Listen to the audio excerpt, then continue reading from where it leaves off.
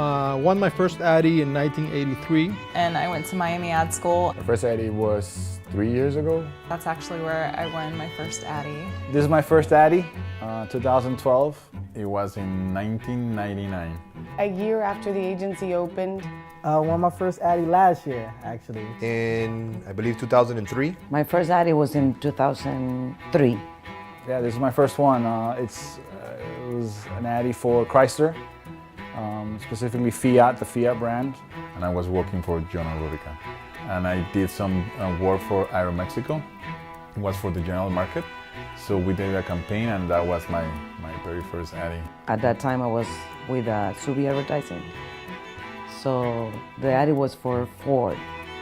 And it was a great first recognition, but it was also a recognition for two young creatives, very young creatives, and an eager producer like me. We have been hired to do an ad for the doctor's referral service of Palmetto General Hospital. Came up with this idea of a guy that's supposed to be in the surgery room looking up, and he sees this doctor that's going to operate on him.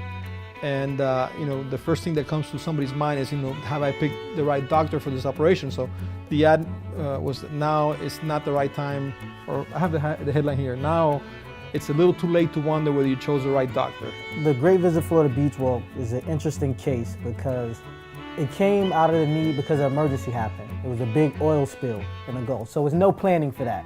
There's no planning team saying, oh, next year we're gonna have an oil spill, so we're gonna have to respond to it. It's no planning. It's in the smack dab middle of everything else you're working on, big campaigns you're working on, oil spill happened. Now I remember we had like an agency group huddle of like what this meant to our client and how we can help and be proactive in it.